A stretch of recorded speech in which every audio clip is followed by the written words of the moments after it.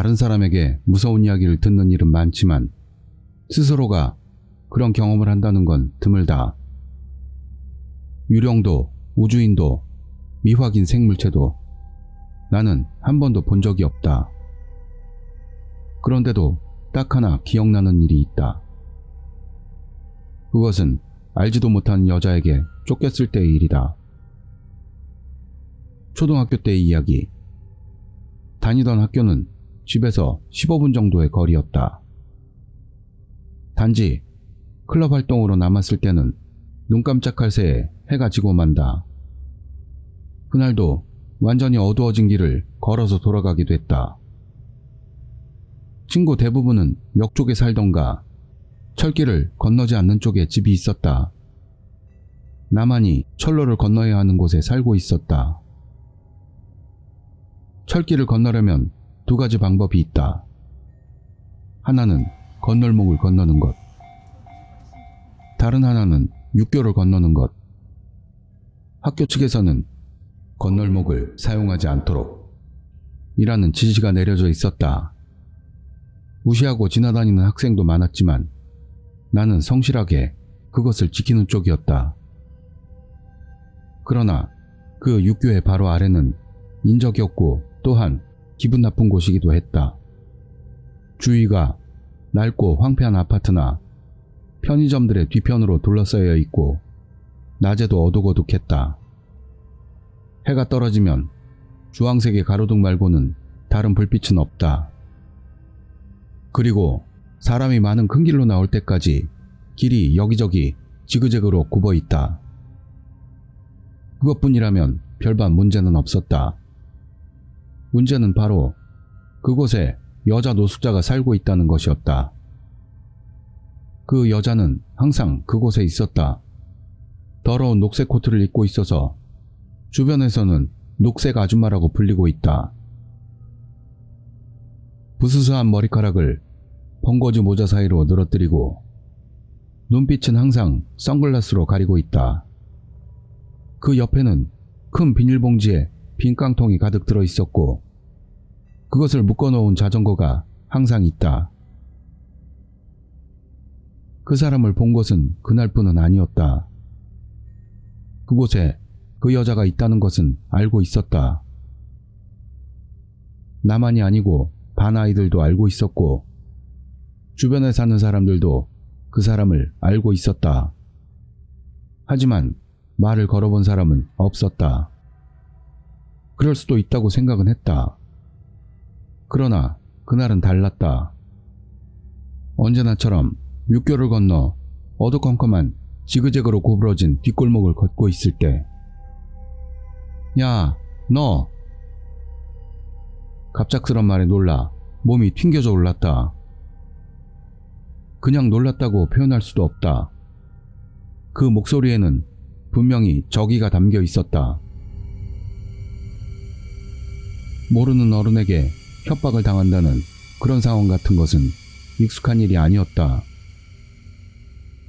왜 그러시는데요? 말을 더듬으며 내가 물었다. 그 여자는 조금 아까보다도 격렬하고 빠른 어투로 말을 한다. 너 여기서 똥 쌌지? 역시 심장이 쿵쾅거린다. 뭘 하는지보다 그 목소리가 너무 무서웠다. 모르는 어른, 아무도 볼 수 없는 장소에서 나는 야단을 맞고 있는 것이다. 게다가 그 여자가 하는 말은 전혀 기억에도 없는 일을 말하고 있다. 안 쌌어요. 그런 짓은 안 합니다. 그런 묘하게 공손한 말투가 튀어나온다. 나는 꽤나 동요하고 있었다. 거짓말 치지 마. 내가 봤어. 쌌지? 똥! 여기서! 안 쌌다고요. 그 협박에 못 이긴 나는 언젠지 모르게 달리기 시작하고 있었다. 어딜 도망쳐! 도망치기 시작한 나를 그 여자가 쫓아온다. 한쪽 다리가 안 좋은지 다리를 끌듯이, 하지만 분명 나를 잡으려고 달려온다. 나는 그 여자의 고함 소리에 지지 않을 만큼 큰 소리로 비명을 지르며 구불구불한 골목길을 달려서 빠져나간다. 길은 3번 구부러져 있다. 각각의 모퉁이마다 반사경이 서 있다. 첫 번째 모퉁이를 돈다. 그 여자의 모습은 이미 보이지 않는다. 설마 포기했나? 라고 생각한 순간 두 번째 반사경에 녹색 그림자가 보인다.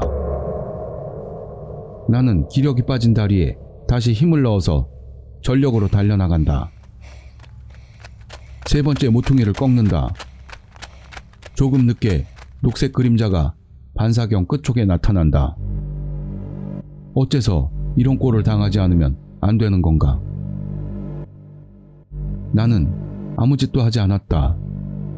그 여자의 영역을 침범한 죄밖에 없고 그 사람에게 이렇다 할 장난을 친 적도 없다. 당연히 그 여자 말대로 똥을 싼 일도 없다. 그런데 그 사람은 나를 범인으로 정하고 집념에 사로잡혀 쫓아오고 있다. 이 앞쪽으로는 외길이다. 길 앞쪽으로는 큰 길이 나온다. 가까이에 대학이 있는 관계로 시끄러운 목소리들이 항상 들리는 곳이다. 그곳에서 들리는 떠들썩한 소리들, 그 소리에 나는 안도한다. 그러나 더 이상 반사경은 없다. 뒤를 돌아볼 여유도 없다. 돌아보면 그 여자가 보일지도 모를 일이지만 그럴 용기는 없었다. 나는 다리가 빠른 쪽은 아니기도 했고 무엇보다 그 여자의 얼굴을 볼 마음은 없었다. 귀신이나 괴물 같은 그런 증오에 일그러진 주름투성이의 얼굴을 상상해버리고 만다. 그것을 상상한 순간 내 다리는 이윽고 오금이 저려서 힘이 빠져버린다. 그저 도망치는 것 말고는 아무것도 못했다. 외길을 빠져나와 큰 길로 나와서도 나는 다리를 멈추지 않았다. 뒤를 돌아볼 수도 없었다. 그냥 그저 그 여자로부터 멀어지고 싶었다. 나중에 생각해보니 그 여자는 세 번째 모퉁이를 돌 때까지만 쫓아온 것 같았다. 그곳은 일종의 경계선이었을까? 세 번째 모퉁이에서 앞쪽의 외길은 이미 사람 눈이 없는 생존권 경계가 아닌 것이다. 많은 사람의 눈이 있는 공적인 공간이었다. 노숙자들도 여러 사람들이 있다고 보지만 적어도 그 여자는 사람의 눈길이 닿지 않는 공간을 자신의 영역으로 만들어 정착하고 있는 것이다. 그래서 누군가에게 보이고 싶지 않은 심리가 있었던 것은 아닐까. 그날부터 육교를 이용하는 일은 없었다. 부모님과 학교에 그날의 일을 상담하고 그 길로 다니고 싶지 않다고 주장했기 때문이다. 나의 주장은 받아들여지고 등교는 건널목을 건너서 하게 되었다. 그 여자의 일은 한동안 잊혀졌다. 그러나 몇 년 후 대학교에서 고전문학을 배울 때 오르페우스와 에우리디케의 신화에서 하데스에게 아내를 돌려받고 지옥에서 올라오던 오르페우스에게 뒤를 돌아보지 말라던 이야기를 접할 때 그때의 생각이 났다. 아무래도 많은 문화권에서 이런 이야기는 있을 것이다. 생각해보면 도시전설 같은 데 나오는 입 찢어진 여자 같은 이야기도 뒤에서 쫓아오는 여자에 관한 이야기이다. 뒤를 쫓아오는 여자라는 모티브는 혹시 인간들의 유전자에 각인이 되어 있는 것은 아닐까?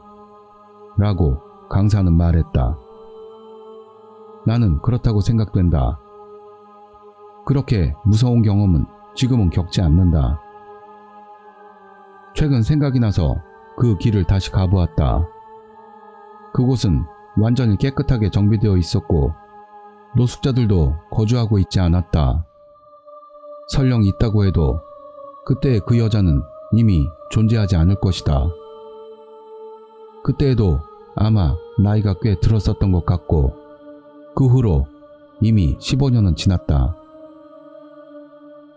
그러나 세 번째 모퉁이를 돌 때 나는 반사경을 쳐다보지 않을 수가 없었다. 녹색의 그림자가 시야의 끝단에 들어오지 않을까? 그 분노의 고함 소리가 귓전을 흔들지 않을까? 그렇게 생각하지 않을 수가 없었다.